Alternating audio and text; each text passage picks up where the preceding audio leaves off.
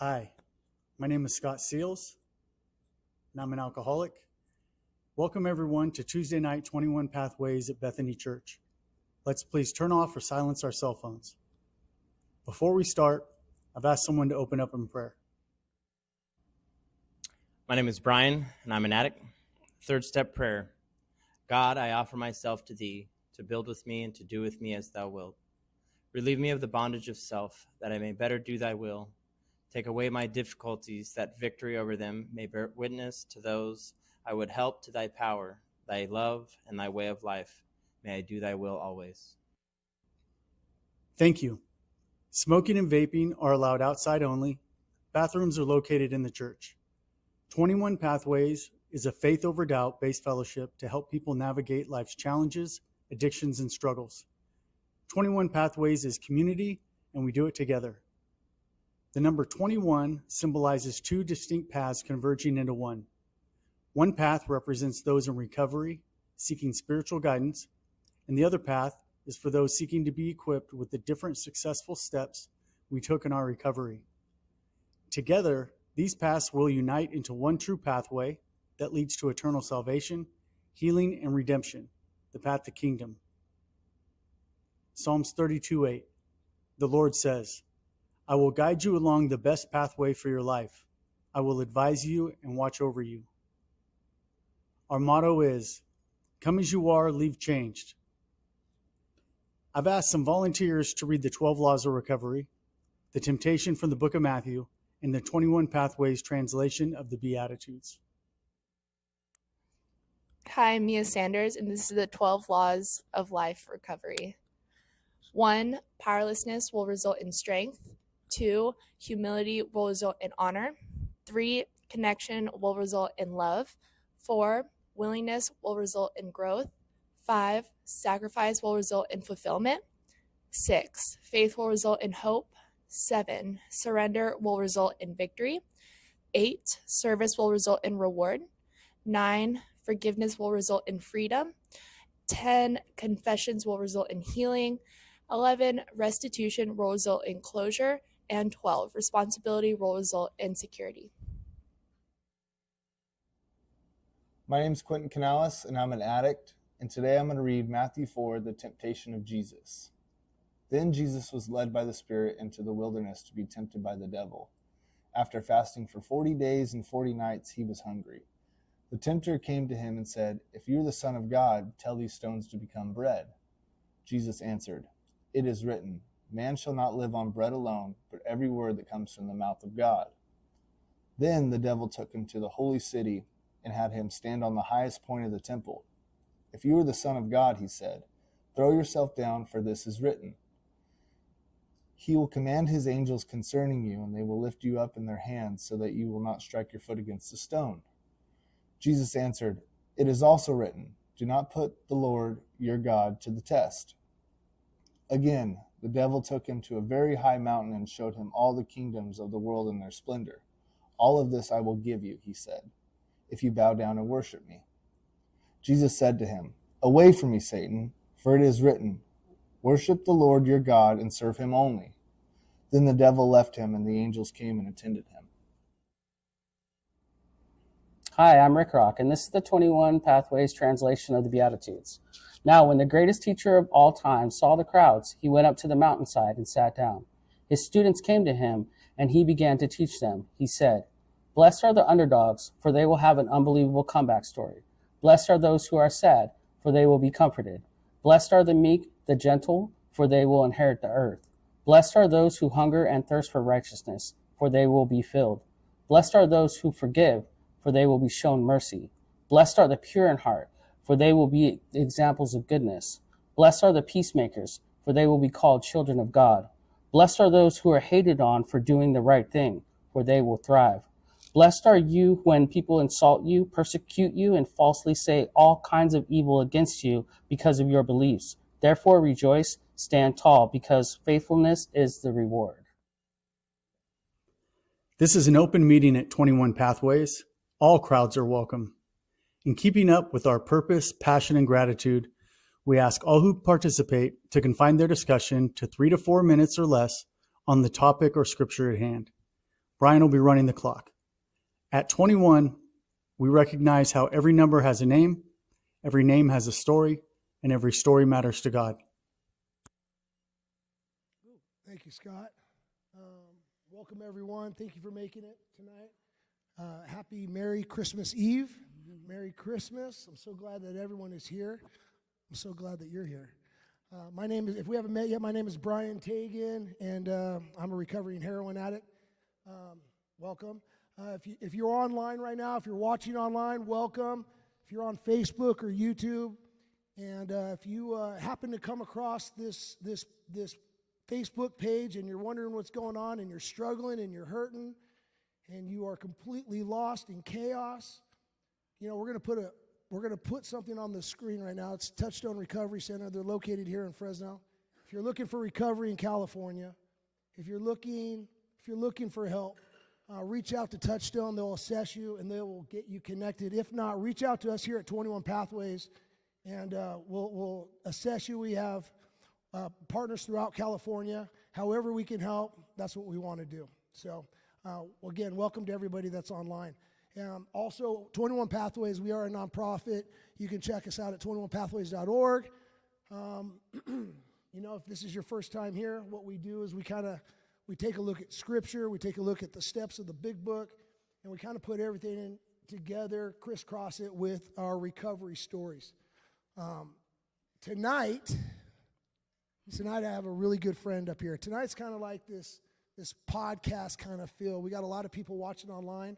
And my good friend Kaidie, she's in town, and she's here to see her family. And, you know, we've known each other for a while. You know, in the book of Matthew, I kind of put this out on our promo video, Matthew 5:3. The first beatitude is blessed are the poor in spirit, for the kingdom of heaven is theirs. And like Rick Rock was saying, you know, at 21 Pathways, how we translate it is, blessed are the underdogs, for they will have an unbelievable comeback story. And tonight, you're going to hear an unbelievable comeback story. It's absolutely amazing. It's touching, and I'm so excited. You know, there's a lot to cover. What do you think? Are we ready? Should we just jump right into it? Yeah, let's do it. So, do you want to introduce yourself to everyone? Sure. I'm Kaidie. I'm an alcoholic. What's up, Kaidie? And an addict as well. And an addict as well. I'm everything. You I'm know, a problem. Yeah.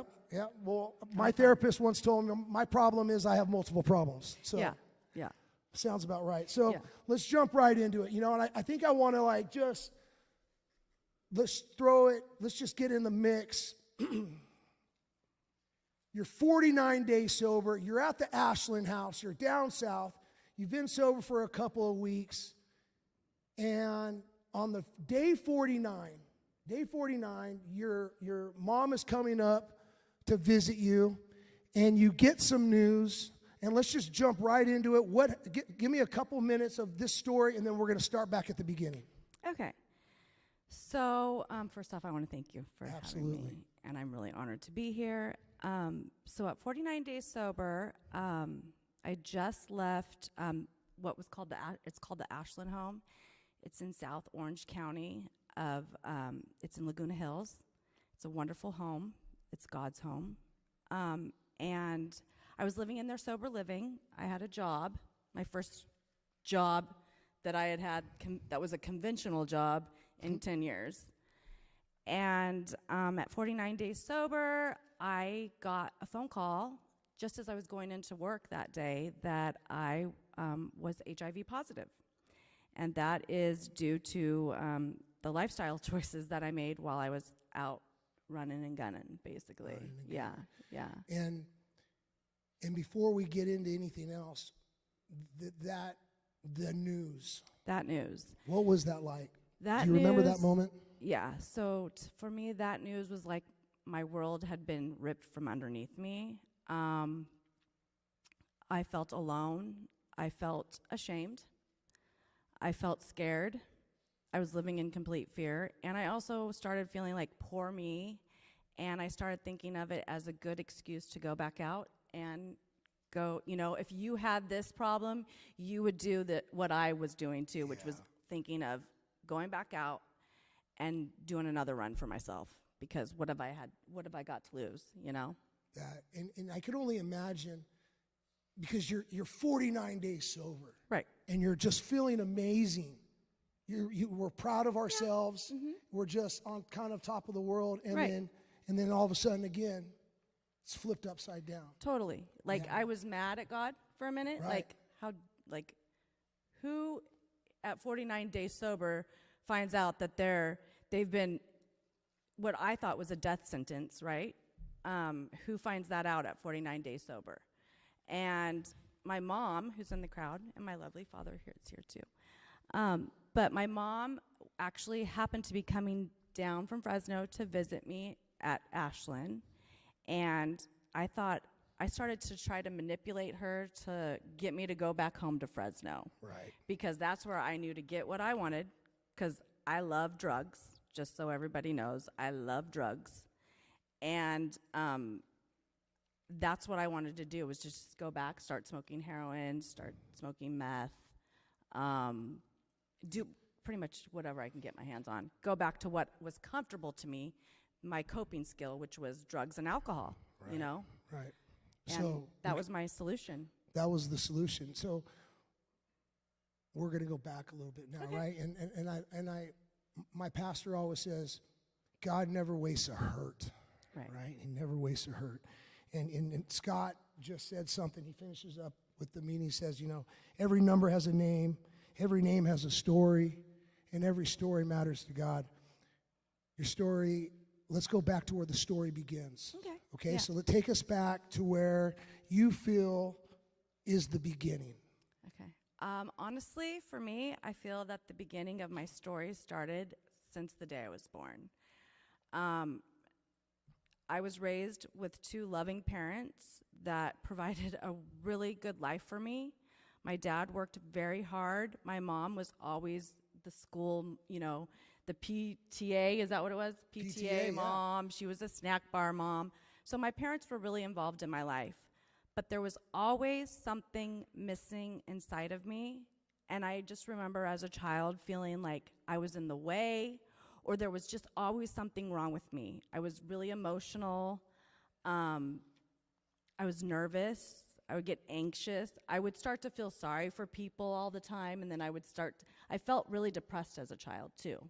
Right. I would convince my mom to let me stay home from school, and really I wasn't sick. I just wanted to escape life, I managed to do well in school, but everything just seemed too much for me. And was this consistent? Looking back, do you see the pattern from grade school to junior high to 100%. high school? Yeah. And was it progressive? Absolutely, yes. Because then I started to not care as much when I got into high school. My parents ended up divorcing, and I would use that as an excuse to not do the right things. I used it as an excuse to start drinking. I used it as an excuse to, have, sex with my boyfriend, at a young age. And I was using relationships and my problems as a crutch for me to mess up, to sabotage myself. And put the blame on them. Absolutely.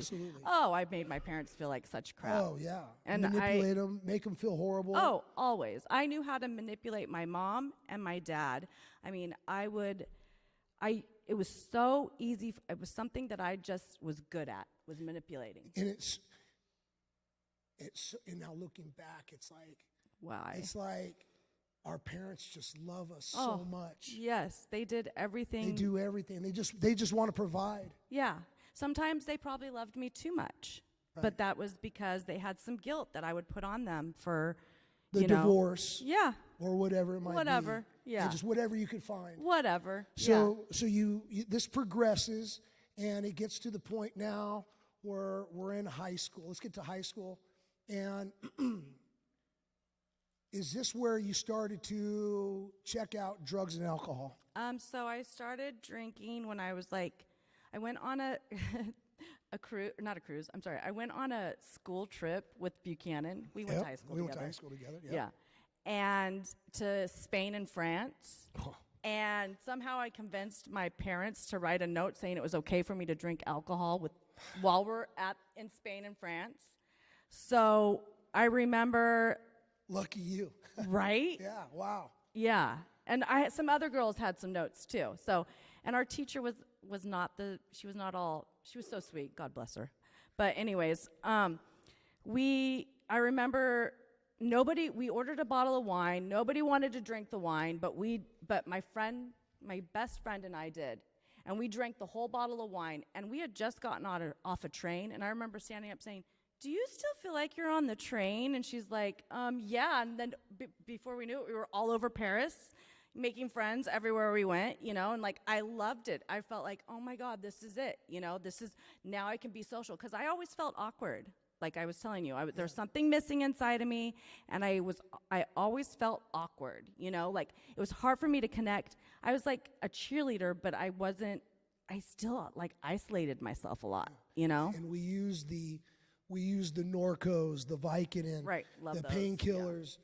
We used them as a way to handle social anxiety. Oh, totally. Back in our day. Oh, yeah. And then we used it as the excuse. And then once we became dependent on that drug to get us through that social anxiety, we're addicted. Right? Now we're addicted. And now we are like, we're building this confidence at a really young age, right? Because now high school. Yeah. Right? We're so young.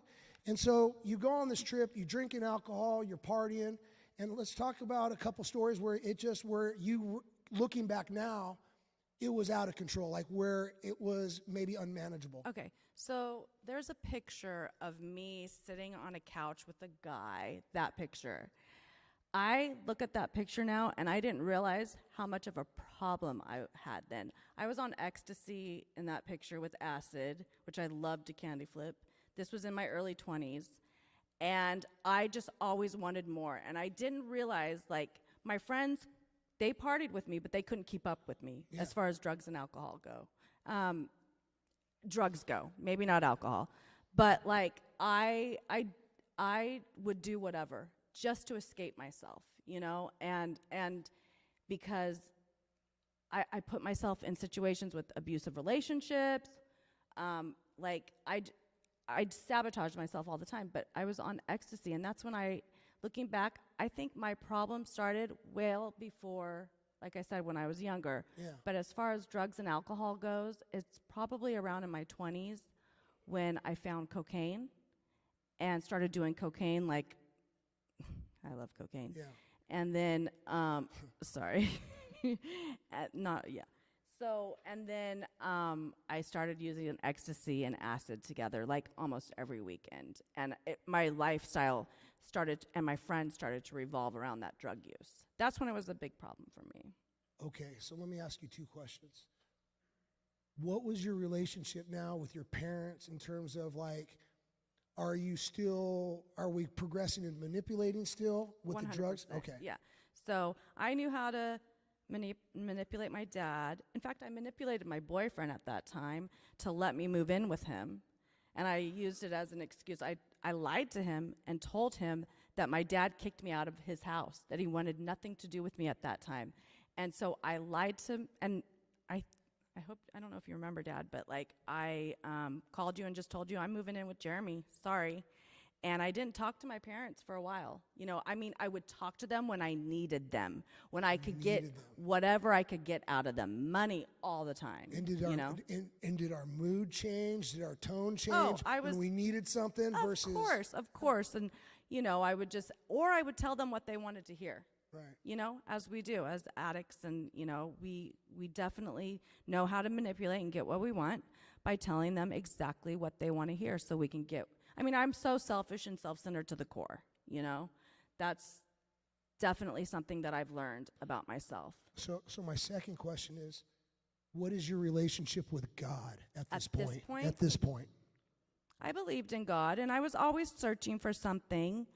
I just didn't know God. I didn't trust God. I would pray to God. And explain what you mean by that. How you didn't trust God. I didn't even trust myself. I didn't trust anybody, Right. I needed to control everything. And like by manipulating people.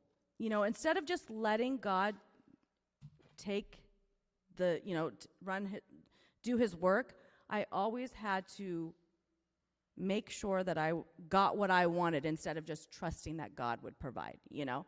And I would just pray to him only when I needed something. I would pray. I remember growing up, my dad taught us to pray, and we would pray for others. And it was a sweet prayer, but it was a child's prayer, you know. Right. And as I got older, I would pray pretty much for only the things that I wanted. Nothing, I stopped praying for others. I got in the way of myself and God.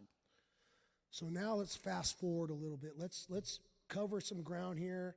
We continue this behavior for years, and then one day we find ourselves engaged, and Right. we're gonna get married. Right.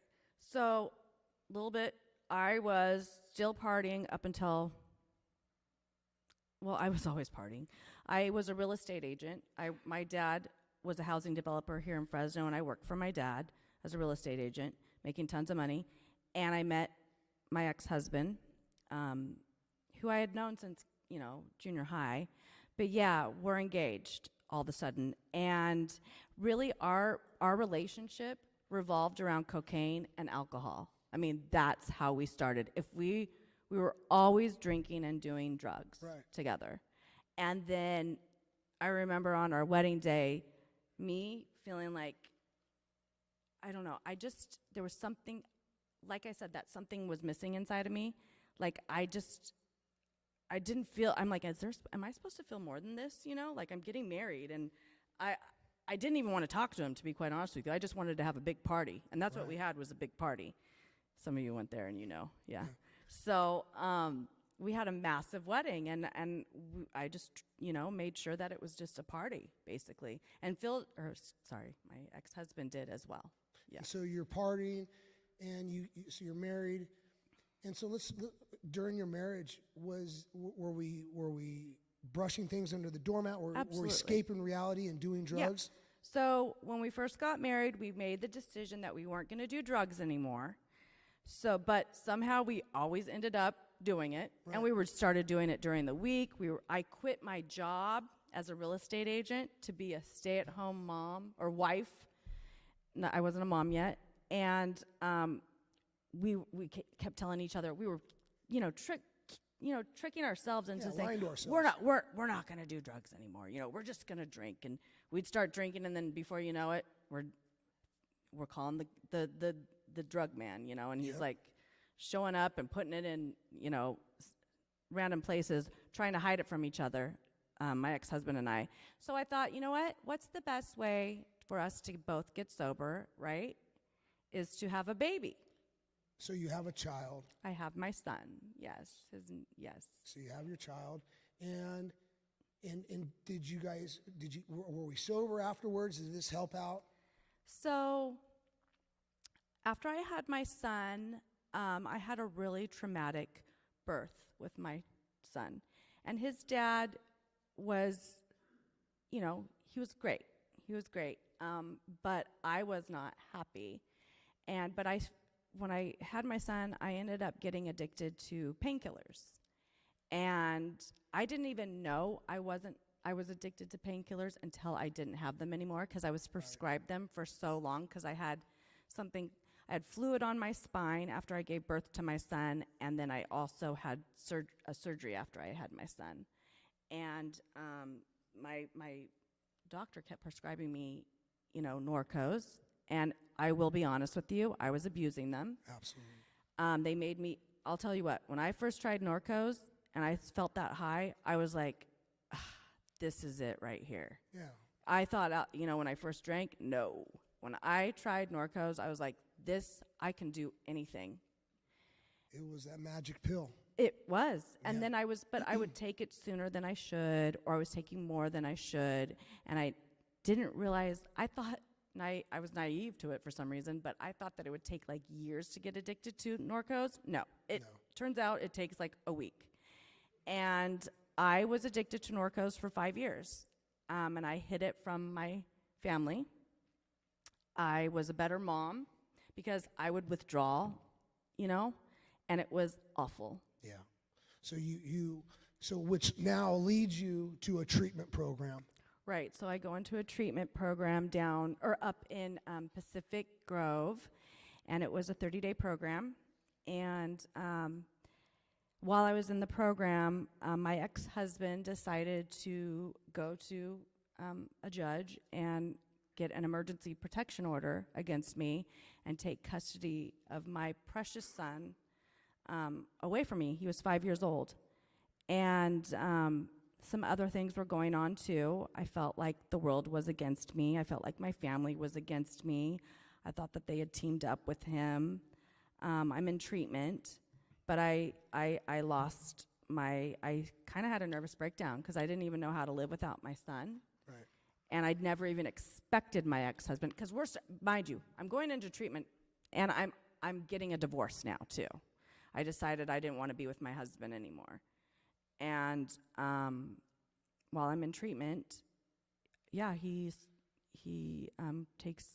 went to a judge and got emergency protection order against me. And I felt like the world was ripped from underneath me, much like I did at 49 days of sobriety, you know? It still traumatizes me. That's that picture right there is the last time that I actually saw him, and he's 16 now. And it was just awful.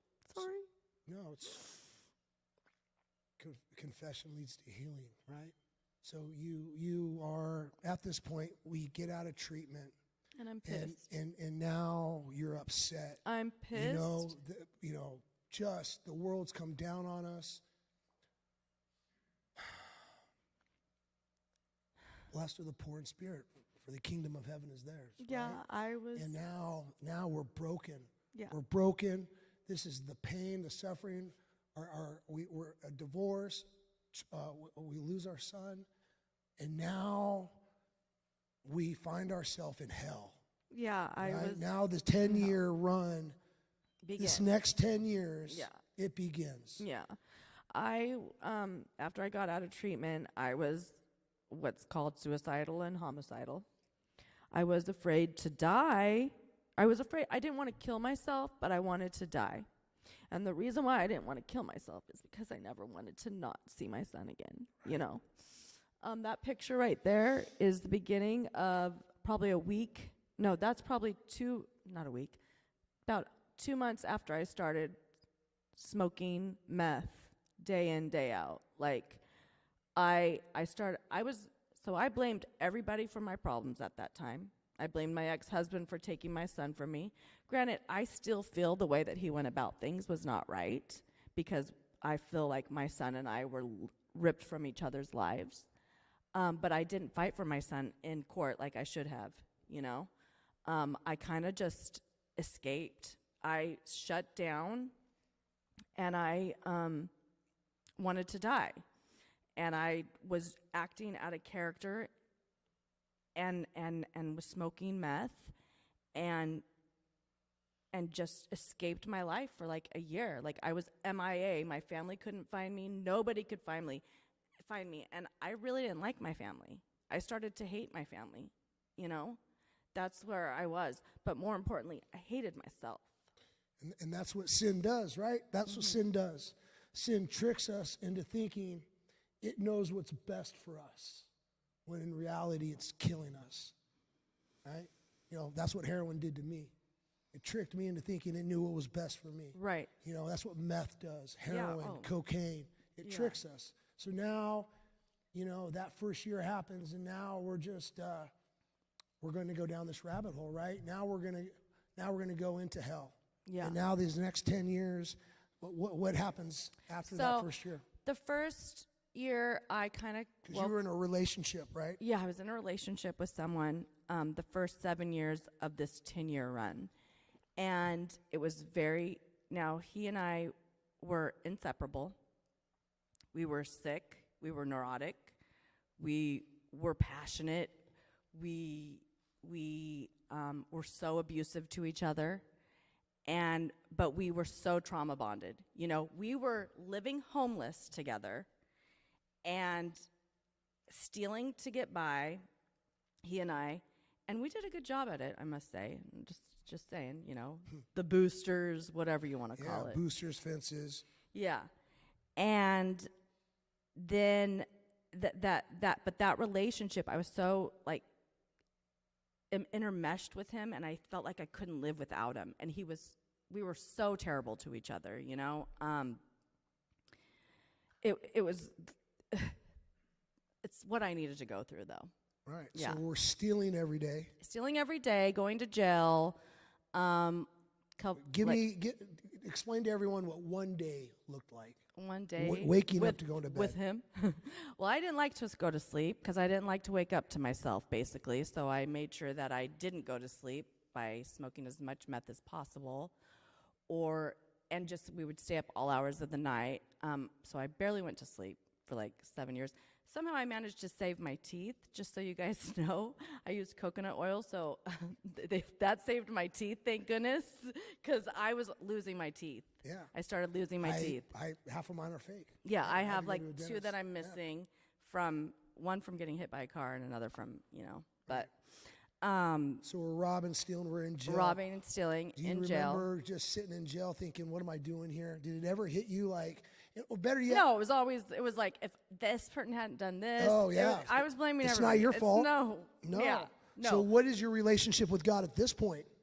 At this point, I'm still angry with him, and I'm still praying the wrong way. I didn't know how to pray, I'm still very much me, and what can God do for me? How dare he, I lost hope. I lost hope, basically. And that was me getting in the way of my relationship with God, Because I grew up in a home where God was present, but I didn't know how to trust, Right. I didn't know how to trust him. I know exactly what you're saying. We're afraid. Mm-hmm. We're afraid to totally surrender. We're And afraid to understand that faithfulness is the reward. And yeah, exactly. And it so is. But So- I'm also like, part of it is I wanted to be angry. I wanted to. It was your fuel. Yeah, because, mind you, I missed my son.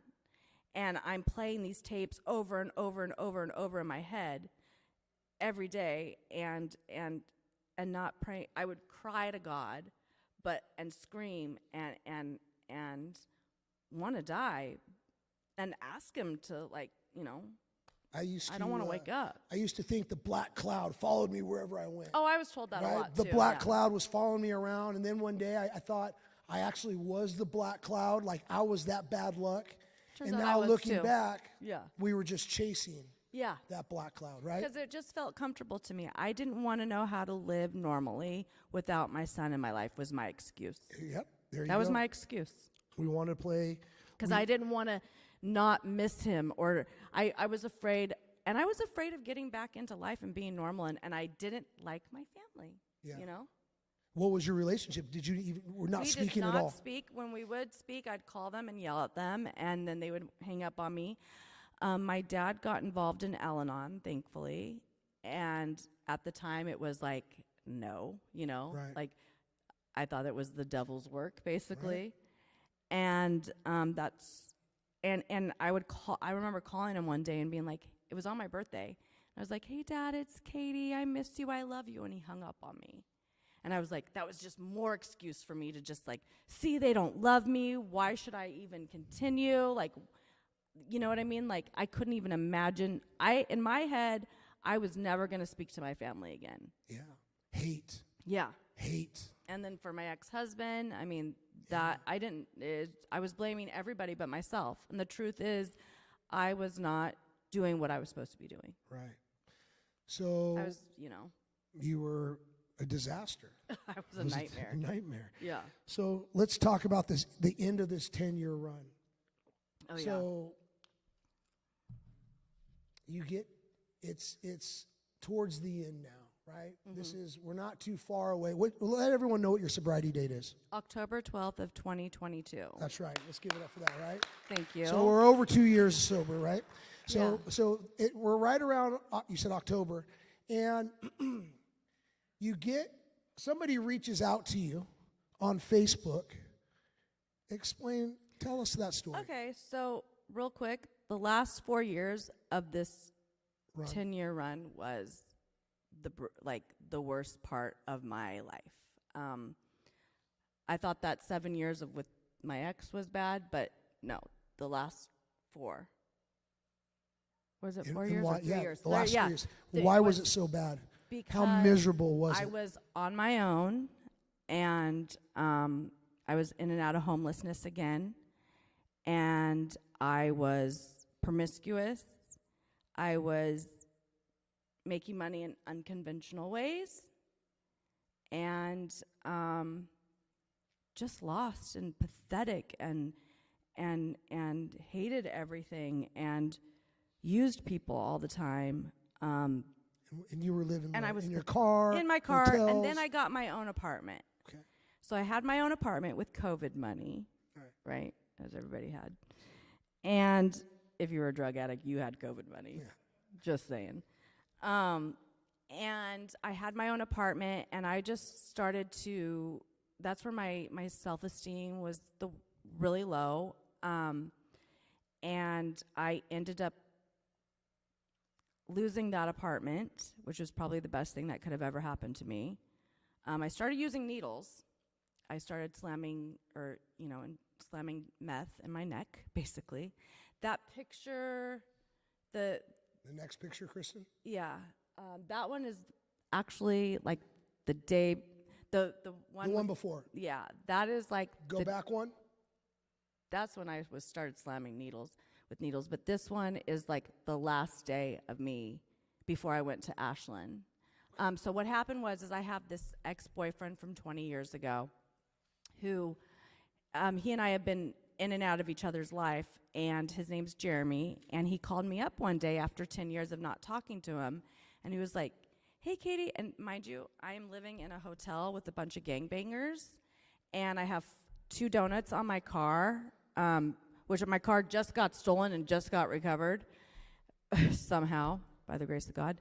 And I was running around with, expired tags. I had no idea where I was going to have my next meal, where I was going to shower next. I just knew that I was in a hotel room with a bunch of gangbangers. And Jeremy happened to call. It was at Griffith, Blackstone and Griffith, the Motel 6 there. Yay. And Jeremy called me up, or he hit me up on Instagram, and he's like, hey, how are you doing? And he looked great. He looked amazing, So I gave him my number, and he instantly called me. And he's like, what's going on with you? And I was like, oh, I'm doing good. I have a car. And, life is great. Great. I tried to pretend like I had a great job. I was totally lying to him. And then all of a sudden he said, no, you're not. And I was like, what do you mean? And he's like, Kaidie, I saw your Facebook pictures. You and your son were together, and then all of a sudden you guys, they drop off. I don't see any of him as an adult, or as a teenager. And he's like, you're not doing good. And I was like, yes, I am. I was like, so then I just broke down and told him everything. I said, look, this is what's going on. I lost my son. I abandoned him. I don't want to say that I abandoned him. I'm just saying, I left him for drugs and alcohol because I'm sick and I have something missing inside of me, But I said, Jeremy, I have a problem. I have a problem with meth. I smoke heroin now. I'm using needles. I don't have anywhere to live. I barely have a car. I keep getting pulled over by the cops. I'm going to lose my car. You're starting to get sick? I'm starting to get really, really sick. And I was going in and out of the hospital at this point. This is that was October. I think that date was October what 2nd or something like that. And, or not 2nd, that was the day before I left, actually. So that was probably October 10th or 11th. So he offers you a ticket. He said, so Kaidie, this is the deal.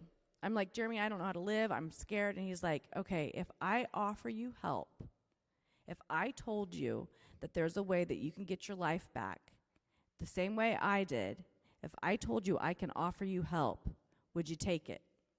And he explained to me the program of Alcoholics Anonymous and the 12 steps.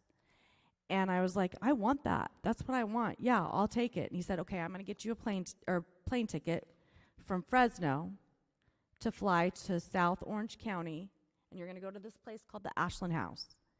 And I was like, okay, I'll do it. So he gets me a ticket, and I wasn't supposed to leave until, I think it was 2 days later, and I ended up in the hospital again. And I kept going, like I said, going in and out of the hospital with these fevers, and to the point, my cousin's here, he saw some of it, and I couldn't even hold my head up. I was so sick. And then I would snap out of it. I'd go to the hospital, and they would run blood tests on me, and I would leave before I could ever find anything out. I just would take off. Why? Because I want to go get high, I feel better now. Yeah. And they probably knew that I was HIV positive, and they just had no way of getting a hold of me because at the hospital. But so I missed the flight one day to get to Ashland House that day. I missed the flight. And I called him up after I got out of the hospital. I was like, I missed the flight, blah, blah, blah. He's like, okay. You know what? He didn't believe me at first. And I was like, I'm telling you the truth. I told you I've been going, this I'm telling the truth on, Yeah. And he's like, okay, then you got one last shot. This is it. I'm going to get you a plane or a bus ticket from Fresno to South County. And it's, the bus ticket. And it's leaving at 2 a.m. in the morning. You got to find a ride there. I'll get you a ride from the bus to Ashland, but you obviously need to get your own way to the bus station, right? And I was like, okay, I'll do it. It's 2 a.m. in the morning. I'll do it. So with my car that I had, my friend was there, and I said, I'll give you my car if you just drop me off at the bus station, because I'm ready to leave my life. I'm done. I'm tired. I don't know what to do anymore. And he sold me on this program of Alcoholics Anonymous, And I said, I'm going to go get my life back. And I felt that. For the first time, I had felt hope. I had felt complete hope. So, you want me to keep Yeah. So you end up going to, this is where you end up now. You end up taking that bus trip to the Ashland House, right? Yeah. So you get to the Ashland House, and tell everyone, what was it like the first couple days? So I barely remember the first couple days, because as soon as I showed up there, I crashed. I was asleep. They were worried about me. They were waking me up to make sure that I was eating and drinking and going to the bathroom. I was asleep for 3 days. But I do remember the first night there, me walking in. I was scared. Everybody was so welcoming to me. It's a home for women, indigenous women, that have no insurance or nowhere to go. But it's a clean home and a clean environment that's safe for women to go to. And it's a 30-day program. So I go there, and I remember that first night, they were like, we had to go around the table, and we all make dinner with each other and everything. It's like a family thing. It's God's home, big time. And they're like, we had to tell our highs and lows of the day. And when it got to me, I was like, my high is that I'm here, and my low is that I'm here, I'm here. So what now is your relationship with your parents? Do you have any connection at this point? No, Still I didn't. no. Okay. I didn't. So you don't have any connection, and then a few weeks go by. No, just a few days. A few days go by. Yeah, I call my dad. And then you called your dad. Yeah, I called my dad. So dad. now there's a little bit of a connection. He didn't hang up on me, too, when I called him. That was the beauty of it. I said, hey, Dad, it's Kaidie. I love you, and I'm in treatment. Don't hang up. And he didn't. And so now, I'm just kind of fast forwarding through a little bit of this. So now, you are, 49 days later, kind of like exactly where we started, you find out, we get the blood test back, we kind of get some results, your mom comes, and now we're having a little bit better relationship with our parents. A little bit. Okay? I'm still angry with them. 49 days go by, and then after you're ready to manipulate your mom, get me back to Fresno, I'm going to go back on a run, I have nothing to live for, I'm broken again because and we've gone upside down. Well, she didn't know that I was going to do that. Okay, well, no, she didn't, but you knew. Yeah, right? I was slowly trying to work her down, I'm scared, or I don't know, I need my family, blah, blah, blah. But we know. I need to be back in Fresno. That's where I want to, I want to be closer to my son, even though I have no relationship with my son. Get me out of here. Get me out of here. I have nothing to live for. I want to live with you, blah, blah, blah. Yeah. And then something happens. Yeah. 4 days later. Yeah. What happens 4 days later? So I'm in my sober living, and I just found out that I was HIV positive, and I'm definitely working, like, gonna move back or try to get back to Fresno somehow. And I woke up 4 days later, I just did not feel well at all, and I just thought it was because of the HIV, the virus attacking my body, you know. But I ended up having a massive heart attack. Actually, the picture right there is me in a coma after I had a heart attack. I had a massive heart attack where I was dead on arrival to the hospital. I was Jane Doe at the hospital because they couldn't get my last name out of me before. But I just remember the ambulance coming in and just telling me, Kaidie, you're having a massive heart attack. And I was like, of course I am. I just, but there was something inside of me that, because I had been exposed to a little bit of the program of AA and started to like have that connection with my sisters in the program, connection with God and seeing how he's worked in other people's lives. I wasn't scared, and I knew that I had died, but I also knew that he was not done with me. He wasn't done. No, He's I knew not going to it. waste a hurt. That was him saying, guess what? You're staying You're here. staying right here. Yeah, You're you not need going to stay anywhere. in Orange County. Yeah, and you're not going back out. That heart attack saved my life. That's right. It saved my life. That's right. God did for me what I was certainly not capable of doing for myself. That's right. And that was keeping me in Orange County. That was keeping you in Orange County. Mm-hmm. So you have this massive heart attack. I have 2 stents in my heart now. And I wake up in a coma, and my mom and dad are there. And your mom and dad are there. Yeah. And explain what was that moment like to see your mom and your dad there by your side after all these years? What did that feel like?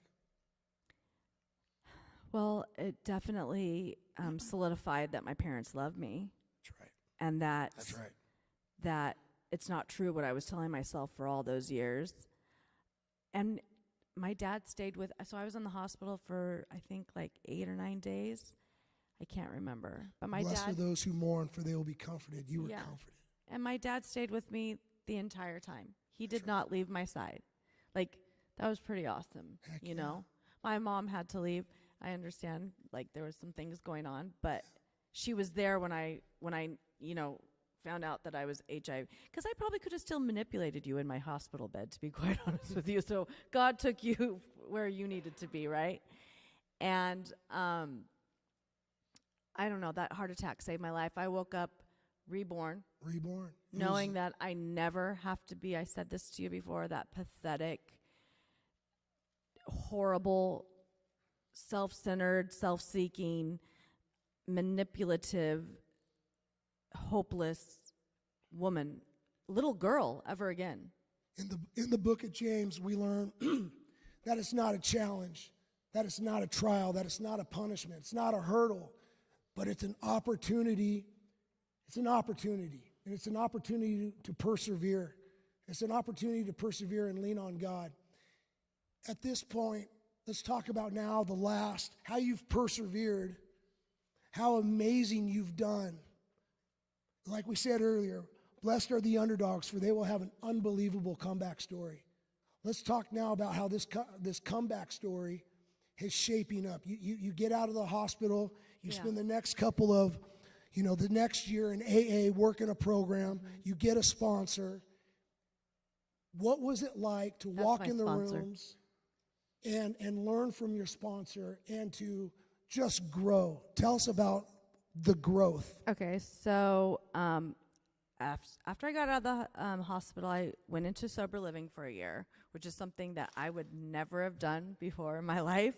That was something I was so against. And I was against AA too until I was sold on it.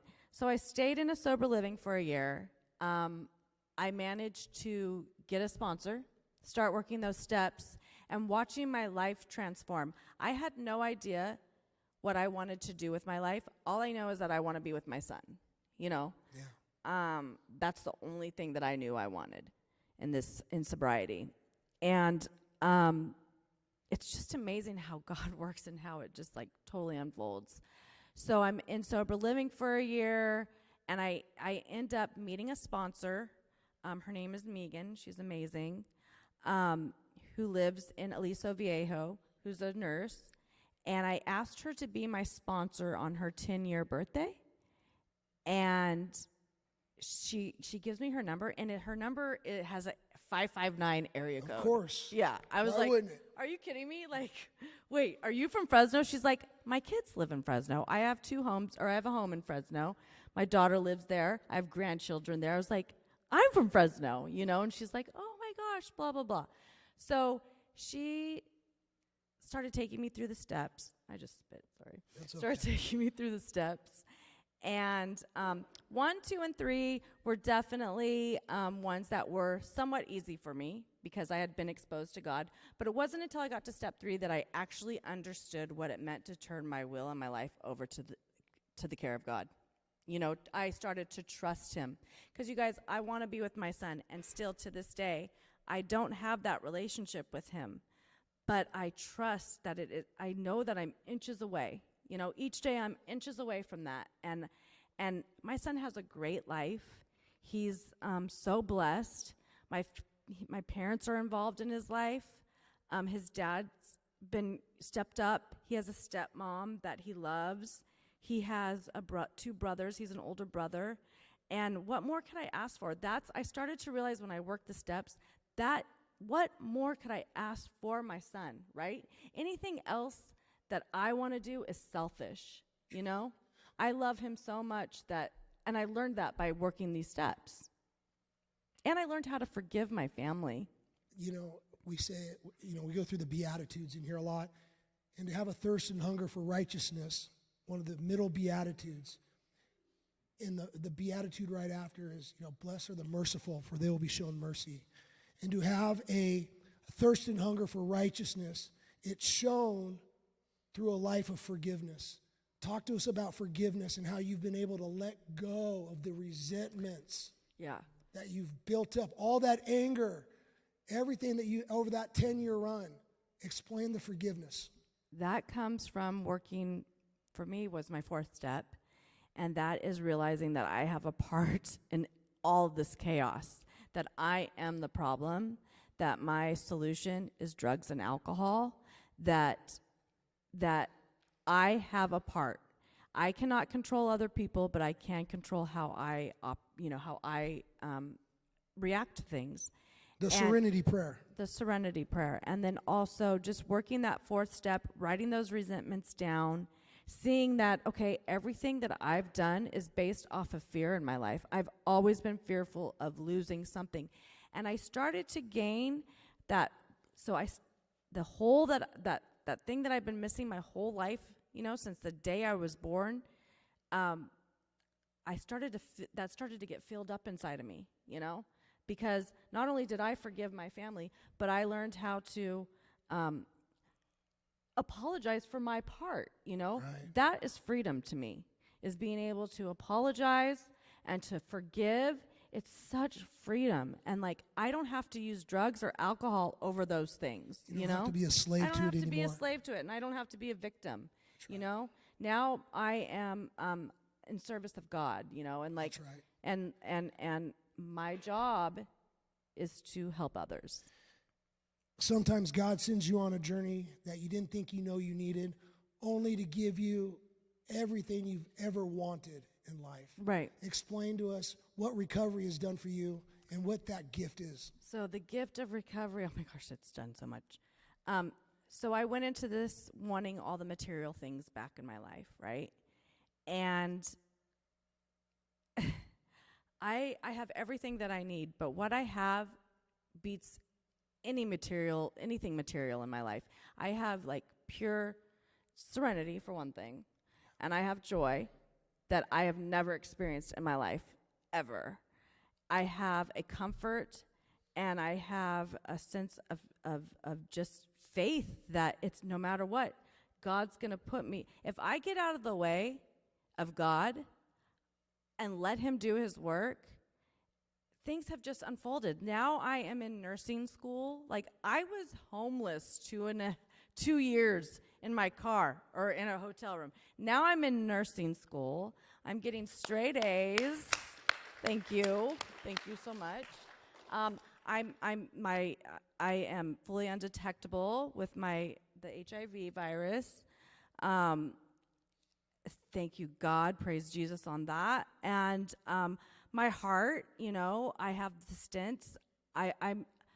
My heart is functioning at a 65%, I believe, which is somebody with a heart attack. I had a widowmaker, so that type of heart attack, people usually end up with only like 12%. But where I'm at 65, and I'm healthy. I'm a daughter, a good daughter now. How about this? It's Christmas. Yeah, And I'm here with my family. Yes, right.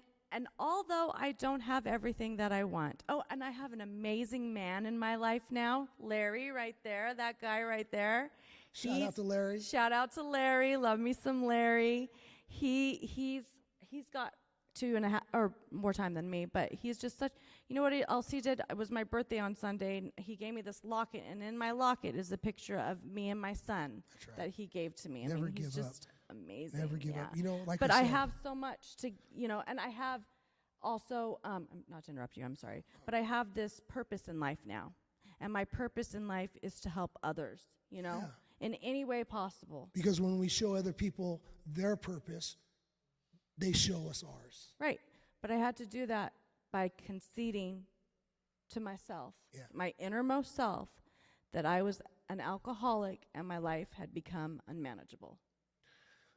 When I think of your story, I think of perseverance. I do. And like I said earlier, sometimes God sends us on this journey, we journey to the end. In my life, I've come across some amazing books, journey, The Places You'll Go, right? Catcher in the Rye, The Alchemist. And, a couple years ago, I read The Power of Now by Eckhart Tolle, and I remember, just recognizing that greatest obstacle to enlightenment, right? And it brings me back to the book of James, that it's not a trial, it's not a challenge, it's not a punishment, but rather it's an opportunity. It's an opportunity to persevere. I want you to finish right now with 1 minute, and I want you to share with the world what is your secret to persevere? How do you lean on God? And what would your message be to somebody right now that's watching, that's struggling, that's in a hotel room, that wants to get out? Oh, gosh. Take the help when it's offered to you, but know that there is a way out. God is for everybody. That's how I feel. If you get out of the way and let him do his work, and if you see that he is there always, just sometimes we don't see it because we're in such self-pity, but you don't have to live like that. You just know that when you make that decision to get sober, you don't ever have to live like you once did before. And I am so grateful that that's exactly it, that I've learned that I don't have to live the way that I once lived before. Like, I have a new beginning. Every number has a name, every name has a story, and every story matters to God. Let's give it up for Kaidie. Thank you. Hi, I'm Alyssa Murphy, and this is Walking Together. In the story of temptation read earlier, we were given a blueprint for success. How do we bring light out of darkness? There is a solution. Jesus models what it looks like to bring order out of chaos. When he is a test of heart, he responds, "It is written," which is another way of saying it is in the Word. And Jesus has the Word in him. Not only does Jesus know the path, but he walks the path correct. Not only does Jesus know the story of God, he trusts the story of God. And we see him doing that precisely in the story of temptation. What would happen this week if you had a test of heart? Would you know the Word? Would you trust the Word? As we walk together, just as Jesus walked the path, we equip ourselves with the profound wisdom of Scripture. So next time temptation or challenge confronts us, we stand resilient, declaring with conviction, "It is written." Know the Word, trust the Word. Know the story, trust the story. Know the path, walk the path. God has a plan. We just need to trust it. It was written. Hi, my name is Carol, and I'm reading Titus 3:3-7. At one time, we too were foolish, disobedient, deceived, and enslaved by all kinds of passions and pleasures. We lived in malice and envy, being hated and hating one another. But when the kindness and love of God, our Savior, appeared, he saved us, not because of righteous things we had done, but because of his mercy. He saved us through the washing of rebirth and renewal by the Holy Spirit, whom he poured out on us generously through Christ our Savior, so that having been justified by his grace, we might become heirs, having the hope of eternal life. Thanks, Carol. I want to thank everyone for making it tonight. I want to thank my good friend Kaidie for being here. I want to thank everybody that's online right now. Merry Christmas to everybody. We're so blessed. We're so blessed. Would you lead us out? What prayer would you like to lead us out in? We can do the Lord's Prayer. Can I get everyone to circle up and hold hands? Yeah, let's do it. That. Yeah, let's do the Lord's Prayer.